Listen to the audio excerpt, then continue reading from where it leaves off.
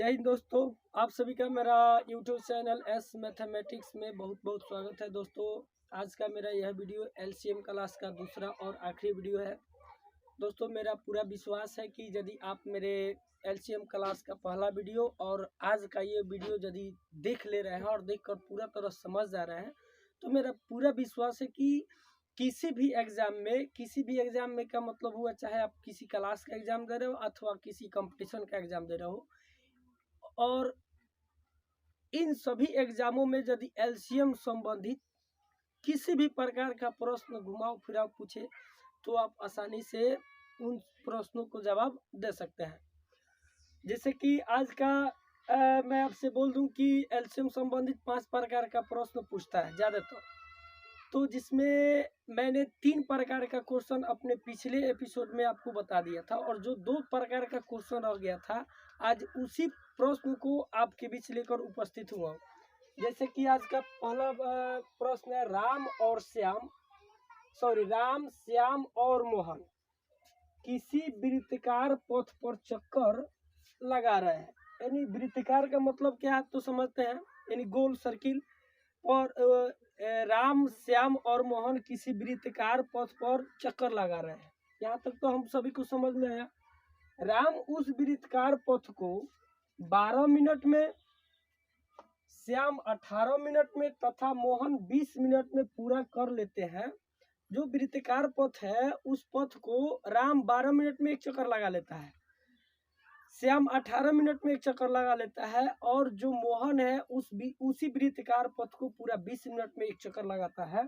तब क्वेश्चन क्या कर रहा है, यदि तीनों सुबह 7:30 बजे उस वृत्ताकार पथ के किसी बिंदु ए से दौड़ना प्रारंभ करते हैं। दोस्तों क्वेश्चन है जैसे कि जो वृत्ताकार पथ है उस वृत्ताकार पथ को पूरा करने के लिए अलग अलग तीनों व्यक्ति टाइम ले रहे हैं। यदि तीनों व्यक्ति सुबह 7:30 पर किसी बिंदु ए से दौड़ना शुरू करते हैं, प्रारंभ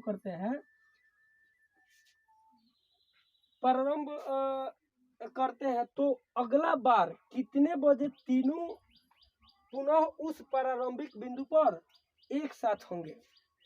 आप क्वेश्चन को समझ लिए। जैसे कि क्वेश्चन में है कि राम श्याम और मोहन किसी वृत्ताकार पथ को चक्कर लगा रहे हैं। यदि राम उस वृत्ताकार पथ को 12 मिनट में, श्याम 18 मिनट में तथा मोहन जो है 20 मिनट में एक चक्कर लगा लेते हैं। यदि तीनों व्यक्ति उस वृत्ताकार पथ के किसी बिंदु ए से 7:30 पर दौड़ना शुरू करते हैं तो फिर अगले कई बजे तीनों उसी प्रारंभिक बिंदु पर एक साथ होंगे। जैसे कि वृत्ताकार पथ देख रहे हैं, इसमें सबसे तेजी दौड़ेगा आपका राम।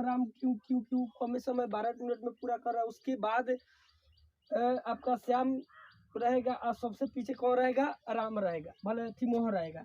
तो इस तरह देखें तो राम हमेशा आपको आगे आएगा और मोहन इसके पीछे, भले श्याम इसके पीछे, मोहन होगा इसके पीछे। इसी तरह दौड़ते कुछ ऐसे समय निश्चित होगा कि तीनों व्यक्ति पुनः बिंदु ए पर एक साथ आपको दिखाई देंगे। तो वही समय हम लोग को ज्ञात करना है कि आखिर कै बजकर कै मिनट पर तीनों व्यक्ति पुनः बिंदु ए पर एक साथ होंगे। तो आपने पहला क्वेश्चन समझ लिया। दूसरा क्वेश्चन है कि 10,000 के निकटतम इससे छोटी वह संख्या ज्ञात करें।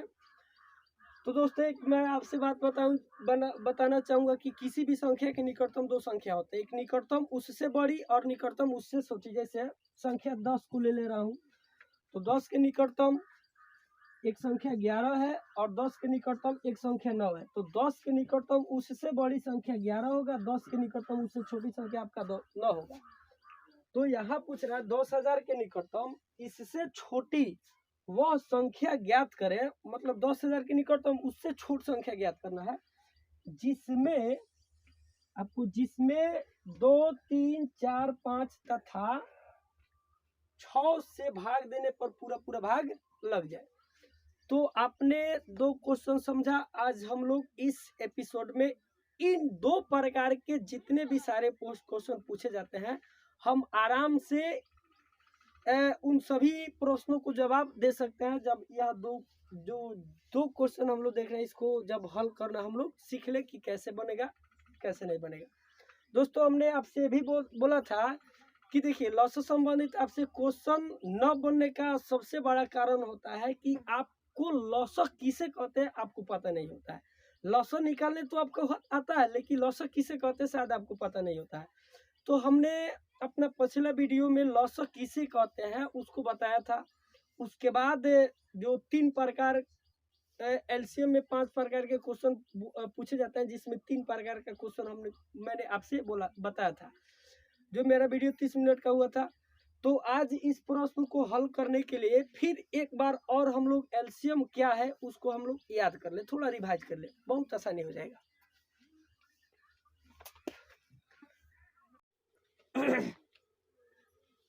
तो चलिए अब हम लोग शुरू करें कि ऐसे क्वेश्चनों को कैसे हल किया जाना चाहिए। तो दोस्तों इस प्रकार के या एलसीएम संबंधित किसी भी प्रकार के प्रश्न को हल करने के लिए आपके पास लॉसक क्या है इसकी जानकारी होनी चाहिए। लॉसक निकालना नहीं, लॉसक किसे कहते हैं।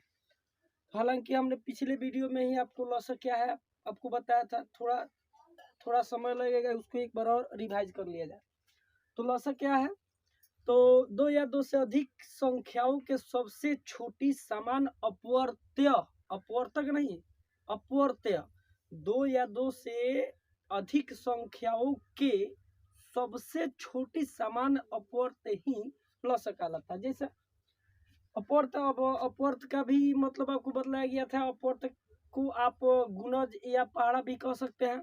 जैसे 3 का गुणज या पहाड़ा, 3 का गुणज या पहाड़ा, तो 3 का 3, 3 दूनी 6, 3 तीन का 9, 3 चौका 12, 3 पचे 15, 3 छक्का 18, 3 सतह 3 पचे 15, 3 छक 18, 3 सतह 21 डॉट डॉट डॉट 3 वट है, जिसे मान लेते हैं 24 हो गया, 3 व 27।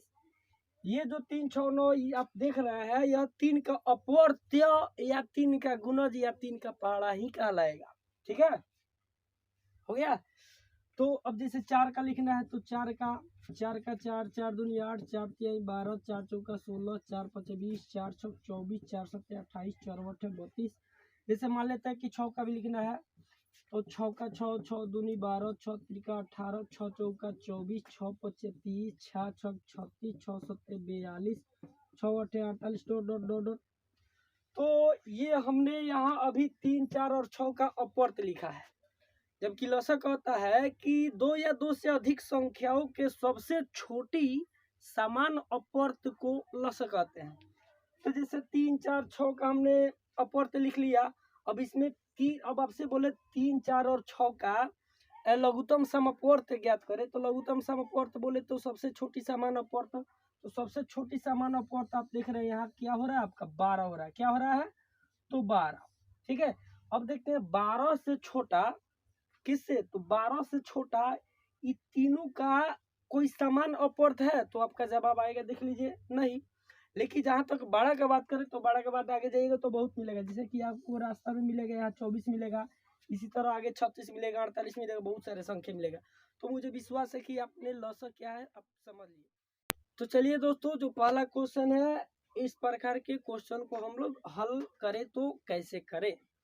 तो दोस्तों इस प्रकार के क्वेश्चन को चूंकि हमको हल करना नहीं, हल करने में टाइम कितना लगता है, टन टन हम लिखना शुरू करेंगे, आप देखना शुरू करेंगे, लेकिन फिर बात क्या रहेगी, आपको समझने से कोई फायदा नहीं रह जाएगा। चूंकि आप वीडियो इसलिए नहीं देख रहे हैं कि इसको हल नहीं आता, बल्कि इसलिए वीडियो यह देख रहे हैं कि आपके समक्ष, आप बोले तो आपके सामने इस प्रकार का क्वेश्चन जब भी आए, तब आप खुद इस प्रकार के क्वेश्चन को हल कर सके। तो दोस्तों ऐसा हो सके, सबसे पहले हम लोग क्या करेंगे, जो क्वेश्चन नंबर 1 है, इसको एक छोटा सा उदाहरण के द्वारा हम लोग इस प्रकार का उदाहरण से समझेंगे, जैसे कि उसको मौखिक में ही जवाब दे सके। और चूंकि जो मौखिक में जवाब दिए होंगे, उस मौखिक जवाब को क्या करेंगे, हम एक गणित का रूप देंगे, और जो गणित का रूप देने से ये मौखिक जो आंसर आ रहा है वही गणितीय रूप में भी आंसर आ रहा है। तो निश्चित रूप से यही रूल कितना हो बड़ा से बड़ा इस प्रकार के क्वेश्चन पर हम लोग फॉलो करेंगे। तो चलिए शुरू करते हैं। जैसे मान लेते हैं एक वृत्ताकार पथ है, जिस पर 3 व्यक्ति ए बी सी चक्कर लगा रहे हैं। क्या लगा रहे हैं, चक्कर। यदि व्यक्ति ए इस वृत्ताकार पथ को 2 मिनट में, बी 3 मिनट में तथा सी 4 मिनट में पूरा कर लेते हैं, आपने समझा कि एक वृत्ताकार पथ है जिसको व्यक्ति ए बी सी चक्कर लगा रहा है। ए यदि 2 मिनट में, बी 3 मिनट में, सी 4 मिनट में एक चक्कर मतलब पूरा कर ले रहे हैं। अब यदि ये तीनों सुबह 6 बजे से, कब से 6 बजे से किसी बिंदु टी से दौड़ना शुरू कर रहे हैं, किसी बिंदु टी से दौड़ना शुरू कर रहे हैं, तो फिर अगले कितने बजे ये तीनों व्यक्ति बिंदु टी पर एक साथ खड़े होंगे? कौन सा? तो एक साथ। जैसे देख लेते हैं, इसमें सबसे तेज गति किसका होगा? ए का। ए का क्यों? क्योंकि सब 2 ही मिनट में पूरा करेगा, अर्थात उसका जो चाल है अधिक है। तो यदि तीनों आदमी 6 बजे से शुरू करता है, सबसे आगे रहेगा ए, उसके पीछे रहेगा बी, और सबसे पीछे रहेगा यहाँ आपका सी। देखिए तो अभी तो तीनों एक साथ नहीं है, लेकिन कोई ना कोई ऐसा समय आएगा कि चक्कर लगाते लगाते लगाते लगाते कोई ना कोई ऐसा माने समय निश्चित आएगा जो तीनों बिंदु, मतलब तीनों व्यक्ति बिंदु टी पर एक साथ खड़े होंगे। तो हमने इसको समझा। अब क्या करें, इसको थोड़ा देखा जाए कि कैसे हो रहा है। तो जैसे जो व्यक्ति ए है और यहाँ व्यक्ति बी हो गया, अब व्यक्ति आपका यहाँ सी हो गया, 3 व्यक्ति हो गए। तो पहला व्यक्ति जो है, यदि व्यक्ति जो ए है वह 6:02 पर पहला चक्कर, 6:02 पर, दूसरा चक्कर 6:04 पर, तीसरा चक्कर 6:06 पर, चौथा चक्कर 6:08 पर, पांचवा चक्कर 6:10 पर। इसी तरह वो अपना चक्कर लगाते रहे। ठीक है, इससे आगे लेते हैं। उसके बाद 6:12, उसके बाद अगला चक्कर 6:14, उसके बाद अगला चक्कर 6:16, उसी तरह 6:18। इसी तरह जो पहला व्यक्ति जो ए है अपना चक्कर लगाते रहेगा। अब व्यक्ति बी का हम चक्कर काल देखें तो पहला चक्कर उसका पूरा होगा 6:03, 6:06, 9, 12, 15, 18, उसके बाद चल देते हैं आपका 21, 24, 27। ये व्यक्ति बी का जो चक्कर लगाने वाला मतलब कि चक्कर काल है वो इस तरह लगाएगा। अब इस तरह यदि सी के देखें तो पहला चक्कर होगा 4, दूसरा 8, 6:08, 6:12, 6:16, 6:20, 6:24, 6 आपका हो जाएगा 28। इसी तरह तीनों व्यक्ति अपना चक्कर लगा रहे होंगे। तो देखते हैं इसमें, चूंकि क्वेश्चन बोला है कि तीनों व्यक्ति उस बिंदु पर पुनः दोबारा क बजे एक साथ खड़े होंगे। तो देखते हैं, ये जो है पहला चक्कर 2, 4, 6, 8, 10, 12, 6:12 पर ये भी हो रहा है। इसका चक्कर पूरा माने एक चक्कर माने कोई थी माने कोई ना कोई चक्कर 6:12 पर इसका भी, 6:12 पर इसका भी, 6:12 पर इसका भी। तो तीनों व्यक्ति क्या होंगे, एक साथ पुनः उस बिंदु टी पर 6:12 पर एक साथ खड़े होंगे। और दूसरा बार कब होंगे? अगले बार, जैसे कि प्रथम बार 6:12 पर, फिर अगले बार तो 6:24 पर, फिर अगले बार 6:36 पर। इसी तरह आप लोग बार बार उन लोगों का मुलाकात होता रहेगा। तो दोस्तों ये तो हम लोगों ने मौखिक ऐसा लिखकर मतलब कि इसको ज्ञात कर लिया, लेकिन वास्तव में जब इसका मैथमेटिक्स रूप दिया जाएगा तो किस तरह का यह मतलब कि रूप होना चाहिए। तो देख रहे हैं व्यक्ति ए जो है, इसके जो चक्कर लगाने का जो समय सारणी हो रहा है, समय पैटर्न बोल रहा है, वह 2 का पूरा अपवर्त हो रहा है। अपवर्तक नहीं, अपवर्त। जो 3 मिनट में चक्कर लगाता है एक चक्कर, उसका 3 का अपवर्त हो रहा है।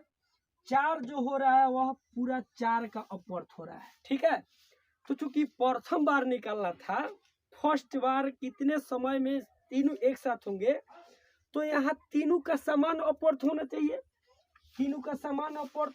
और कौन सा समान अपवर्त? तो सबसे छोटी समान अपवर्त। तो दोस्तों हमने अभी थोड़ा देर पहले जाना है कि सबसे छोटी समान अपवर्त ज्ञात करने के लिए लस निकाला जाता है।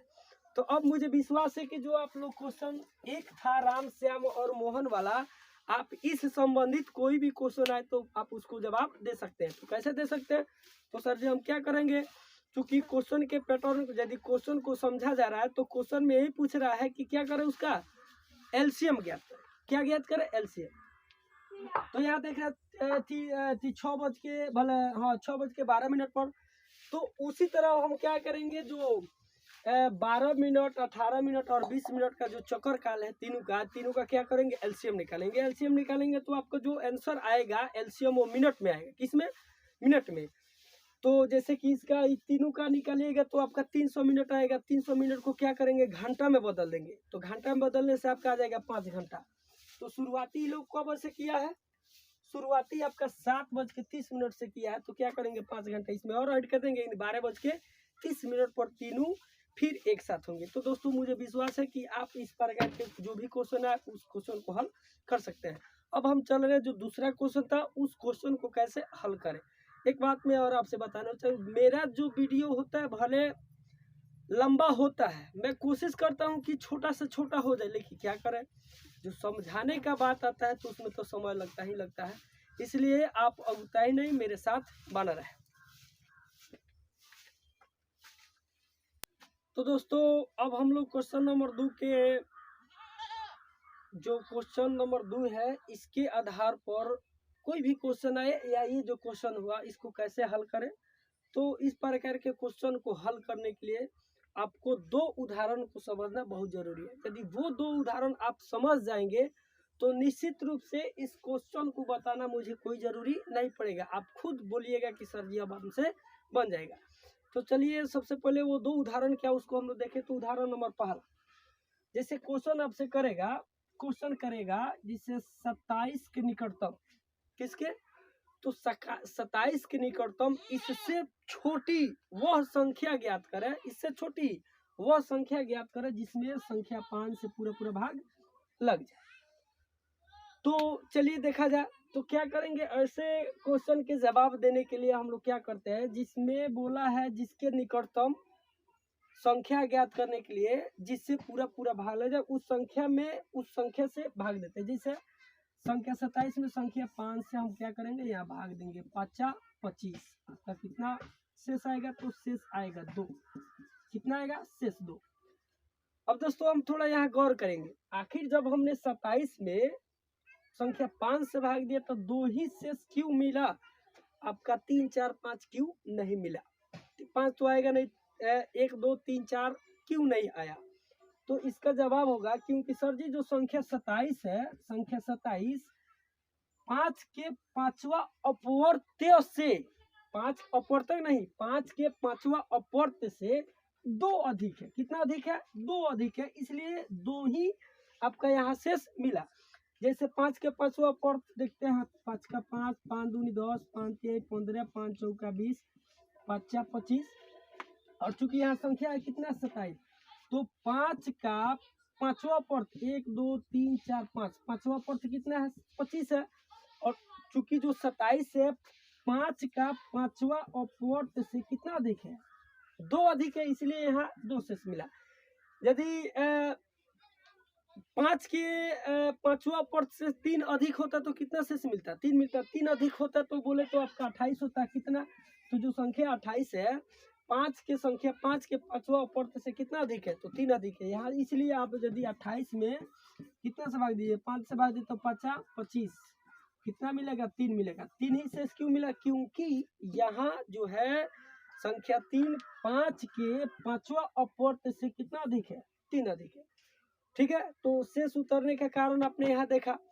अब एक चीज दोस्तों ध्यान देंगे, दूसरा, जैसे कि अब आपसे क्वेश्चन करेगा, जैसे 47 के निकटतम, 47 के निकटतम इससे छोटी वह संख्या ज्ञात करें जिसमें 5 से भाग देने से पूरा भाग लग जाए। तो फिर वही काम कीजिएगा जो यहाँ आप किए थे। तो क्या करेंगे, 47 में 5 से भाग देंगे तो 9 25 कितना होगा, तो आपका 9 25 हो जाएगा 45। कितना शेष आएगा, 2 शेष आएगा। कितना शेष आएगा, 2।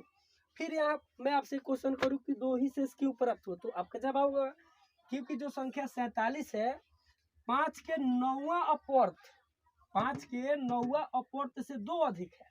कितना, 2 अधिक है, इसलिए कितना शेष आया, 2। तो संख्या 2 शेष ना आवे इसके लिए क्या करेंगे, तो 5 के 9वां अपर्थ से जितना अधिक है उतना उसमें से क्या करेंगे, माइनस कर लेंगे। तो इस बार क्या करेंगे, 47 में से यहाँ 2 जो शेष मिला है उसको क्या करेंगे, घटा लेंगे। तो जो संख्या प्राप्त होगा 45। अब 45 में 5 से भाग देने से पूरा पूरा भाग लग जाएगा, तो लग जाएगा। तो क्वेश्चन का जवाब हुआ ना, जैसे क्वेश्चन में 47 की निकटतम उससे छोटी वह संख्या ज्ञात करें जिसमें 5 से पूरा पूरा भाग लग जाए। तो हमने क्या किया, 47 जो देखा, हमने देखा कि 47 5 का कौन अपवर्त से कितना अधिक है। तो जो 47 9वां अपवर्त से 2 अधिक, तो हमने क्या किया, जितना अधिक था उसको माइनस कर लिया। अब जो संख्या प्राप्त हुआ इसमें क्या होगा कि 5 से पूरा पूरा भाग लग जाएगा। तो ये रहा मेरा उदाहरण नंबर 1, जिससे हम क्या करेंगे, किसी संख्या के निकटतम उससे छोटी संख्या ज्ञात कर लेंगे जिससे पूरा पूरा भाग लग जाए। एक चीज और आता है, जैसे कि यहाँ क्वेश्चन किया 10,000 के निकटतम इससे छोटी वह संख्या ज्ञात करें, तो छोटी बोला है, हो सकता है अभी बड़ी भी बोले आपसे निकालने के लिए। तो जैसे अब इसी में दे देता, आपको दे देता 47 के निकटतम उससे बड़ी, 47 के निकटतम उससे बड़ी वह संख्या ज्ञात करें जिसमें 5 से पूरा पूरा भाग लग जाए। तो फिर क्या करते हैं, आप 47 में 5 से भाग देते, 47 में 5 से भाग देते, तो 9 पचे कितना होता है, 45। 9 पचे 45, 9 पचे 45, आपका 2 शेष आ गया। कितना शेष आया, 2 शेष। तो दोस्तों हमको यहाँ इस बार क्या करना है कि 47 के निकटतम उससे बड़ी संख्या ज्ञात करना है। तो इस पर थोड़ा ध्यान दीजिए। जैसे 47 के निकटतम उससे छोटी संख्या ज्ञात करना होता था, तो भागफल में जो अपवर्त आ रहा था वही इसका 9वां ही अपवर्त होता। या 45 है ना, तो 5 का 9वां ना अपवर्त होगा। तो अब 47 के निकटतम उससे बड़ी संख्या ज्ञात करना है, तो बताइए 5 का 9वां अपवर्त होगा या 10वां। तो निश्चित रूप से आपका जवाब आना चाहिए 10वां। क्या, 10वां, क्योंकि जो 9वां अपवर्त होगा 47 के निकटतम उससे छोटी, या 10वां जो अपवर्त होगा 47 के निकटतम उससे बड़ी संख्या। तो यहाँ किया 9वां अपवर्त तो होगा नहीं, तो कौन सा अपवर्त होगा, तो 10वां। तो क्या करेंगे, तो 10वां अपवर्त यदि 5 का 10वां अपवर्त 10 पचे कितना हो जाएगा, 50 हो जाएगा। कितना हो जाएगा, 50। तो यदि छोटी पूछे बड़ी पूछे तो मुझे विश्वास है कि आप निकाल सकते हैं। तो इस तरह का अभी पहला उदाहरण आपको समझ में आया।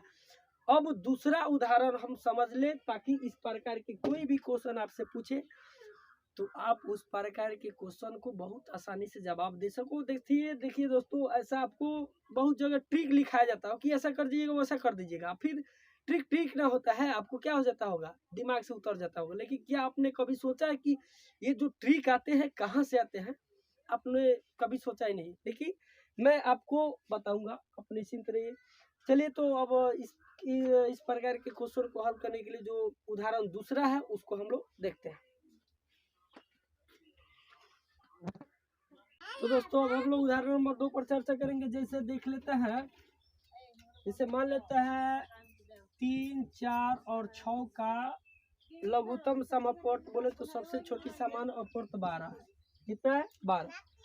तो 12, 3, 4 और 6 के अपवर्त होने के कारण 12 में तीनों संख्या से पूरा पूरा भाग लग जाएगा। अब थोड़ा 12 का अपवर्त को पर ध्यान देते हैं। तो 12 का अपवर्त होगा आपका 12, उसके बाद 24, उसके बाद 36, 48, 60, 72, 84, इस तरह डॉट डॉट अनंत 12 का अपवर्त होंगे। तो ये जितने भी सारे संख्याएं हमने आपको दिया है, यह सब का सब किसका अपवर्त है, तो संख्या 12 का। तो ये 12 के अपवर्त होने के कारण संख्या 12 से इन सभी संख्याओं में पूरा पूरा भाग लग जाएगा। लेकिन यहाँ देख रहे हैं दोस्तों, इस सभी संख्याएं में 3, 4 और 6 ये तीनों से पूरा पूरा भाग लग जाएगा। तो ऐसा क्यों हो रहा है, क्योंकि जैसे कि 12 जो है 3, 4, 6 का अपवर्त है और 12 का अपवर्त है सभी संख्या है। तो किसी संख्या के समान अपवर्त के अपवर्त में उन सभी संख्याओं से भाग लग जाती है जिस संख्या का अपवर्त होता है। जैसे यहाँ 12 का अपवर्त हो, पहले 12 इस तीनों का अपवर्त है और 12 का अपवर्त है। तो जब 12 का अपवर्त है तो 12 से पूरा पूरा भाग लग जाए, इसलिए तीनों से भी पूरा पूरा भाग। अब यदि क्वेश्चन करे 73 के निकटतम इससे छोटी वह संख्या ज्ञात करे जिसमें 12 से पूरा पूरा भाग लग जाएगा। तो जैसे हमने पिछला मतलब कि थोड़ा देर पहले हमने इस प्रकार के क्वेश्चन को सोल्व करना सीख लिया है। तो क्या करेंगे 73 में 12 से भाग देंगे तो 12 छक कितना आ जाएगा 72 आएगा। कितना शेष आएगा एक ही शेष क्यों आएगा क्योंकि जो 73 है 12 के छठा ऊपर तक से एक अधिक है। तो दोस्तों हमको करना क्या है यहाँ मतलब कि 73 के निकटतम उससे छोटी संख्या ज्ञात करना जिसमें 12 से पूरा पूरा भाग ले जाए। तो वह संख्या कितना होगा तो आपका 72 हो गया। क्या करेंगे तो एक शेष घटा लेंगे। तो ये जो 72 है या किसका अपवर्थ है तो 12 का, यानी इसमें 72 में 12 से पूरा पूरा भाग लग जाएगा। लेकिन 73 में हमने क्या किया 12 से भाग दिया तो कितना शेष आया एक शेष आया। 73 की निकटतम संख्या ज्ञात करना था तो कितने प्राप्त हुआ 72। अब आपसे क्वेश्चन करे 73 के निकटतम उससे छोटी वह संख्या ज्ञात करे जिसमें 3, 4 तथा 6 से भाग देने से पूरा पूरा भाग लग जाएगा। तो आपका आंसर वही होगा जो 12 का अपवर्त होगा। जो किसका अपवर्त होगा 12 का। और 12 का कौन सा अपवर्त तो जो 73 के निकटतम होगा। 73 के निकटतम होगा। समझ में है ना आपको। तो जैसे देख लेते हैं अब जो 73 है 73 में आप क्या करते हैं 3, 4, 6 से भाग देते तो आपको एक ही शेष मिलता। वही शेष मिलता जो आपने 12 से भाग दिए वही शेष मिला। माने 12 से भाग देने पर जो शेष प्राप्त हो रहा है वही से 3, 4 और 6 से भी भाग देने से आपको प्राप्त होगा। ठीक है हमने समझा। तो अब क्वेश्चन जैसे कि जो क्वेश्चन नंबर 2 देख रहे हैं आप लोग अब इसको ज्ञात कर सकते हैं। जैसे बोल रहा है 10,000 के निकटतम इससे छोटी वह संख्या ज्ञात करें जिसमें 2, 3, 4, 5 तथा 6 से भाग देने से पूरा पूरा भाग लग जाएगा। जैसे वैसा ही क्वेश्चन है। अब यहाँ क्वेश्चन करता है 73 के निकटतम उससे छोटी वह संख्या ज्ञात करें जिसमें 3, 4 तथा 6 से भाग देने से पूरा पूरा भाग लग जाएगा। तो अब क्या करते हैं 3, 4, 6 का लौसा निकालते 12 हुआ। अब चूंकि 73 में भाग देने से कितना से पूरा पूरा भाग लग जाए तो क्या किया हमने जो संख्या 73 था इस 73 में क्या किए 12 से भाग दिए तो कितना शेष आया एक। और चूंकि 73 के निकटतम उससे छोटी संख्या निकाला था इसलिए जो एक फालतू था उसको हमने क्या किया निकाल लिया। तो इस प्रकार हमको क्या मिला 72। अब जो 72 है इसमें तीनों से पूरा पूरा भाग लग जाएगा। तो इसी तरह इसके निकटतम उससे छोटी वह संख्या ज्ञात करें जिसमें इससे पूरा पूरा भाग लग जाए। तो जिस तरह हमने यहाँ 3, 4, 6 का लौसा निकाला जो लौसा प्राप्त हुआ उस लौसा से उस संख्या में भाग दिया जिसके निकटतम हमको संख्या ज्ञात करनी थी। तो अब क्या कीजिएगा 2, 3, 4, 5 और 6 का क्या कीजिएगा लौसा निकालिएगा। जो लौसो आपको मिलेगा उस लौसो से 10,000 में क्या कीजिएगा भाग दीजिएगा और जो शेष प्राप्त होगा उस शेष को इसमें से क्या कीजिएगा घटा दीजिएगा। जो संख्या मिलेगा वही आपका आंसर होगा। मुझे विश्वास है कि आपको बहुत अच्छे से समझ में आ गया होगा। यदि आ गया है तो मेरे चैनल को सब्सक्राइब और लाइक जरूर करें। क्योंकि जब सब्सक्राइब कीजिएगा और लाइक कीजिएगा तो आपको इससे तो कोई हानि होगा नहीं लेकिन फायदा आपको और मुझे निश्चित रूप से होगा। तब तक के लिए जय हिंद जय भारत।